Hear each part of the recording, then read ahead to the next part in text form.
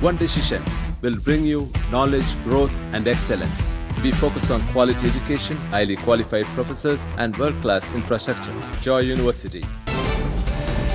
கர்நாடகாவில் பாஜக, காங்கிரஸ் என யார் ஆட்சி செய்தாலும் தமிழகத்திற்கு தண்ணீர் வருவது இல்லை என்று கூறியிருக்கிறார் அமைச்சர் நிர்மல்குமார்.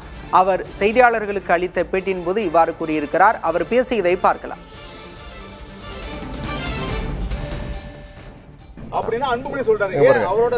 இதே அன்புமணி அவர்கள் தான் கூட்டணியில் இருந்தார் காங்கிரஸோட. அப்போ கெசட்ல நோட்டிபிகேஷன் வரப்ப என்ன பண்ணிட்டு இருந்தாரு?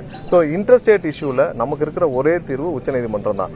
நாங்க கர்நாடகாவில் எந்த அரசு இருந்தாலும் அவங்களுடைய ஒரே குறிக்கோள் தமிழுக்கு தண்ணி கொடுக்கணும். ஒரே வார்த்தையில் சொல்லி முடிச்சிடாங்க. நமக்கு இதான் பண்ண முடியும். இதுல என்ன செய்யணுமோ அதை கண்டிப்பா இல்ல முதல்ல சீக்கிரமா அதெல்லாம் முடிவு செஞ்சாரு. 1500 கனடி தண்ணீர் திறக்க சொல்லி உத்தரவு இருக்கு. அதுலயும் கடைசி இல்ல இப்ப தண்ணீர் கர்நாடகாவும் தண்ணீர் சிக்கல்ல இருக்குன்னு சொல்லி அந்த பேராகிராஃப் இருக்கு. எப்பயும் கர்நாடகா வந்து இதுக்கு முன்னாடி ஒரு சொட்டு தண்ணீர் கூட தர மாட்டேன்னு கர்நாடகா ரொம்ப ஸ்ட்ராங்கா பேசிட்டு இருந்தாங்க. எப்பவும் கர்நாடகாவில் எந்த அரசு இருந்தாலும் அவங்களோட ஒரே குறிக்கோள் தமிழகத்துக்கு தண்ணீர் கொடுக்க கூடாதுதான். அவங்க எப்போ இருப்பாங்க. இதுக்கு முறையான தீர்வு நம்ம லீகலா.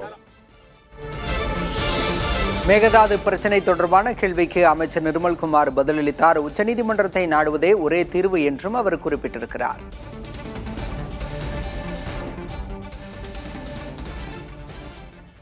One decision will bring you knowledge, growth, and excellence. We focus on quality education, highly qualified professors, and world-class infrastructure. Joy University.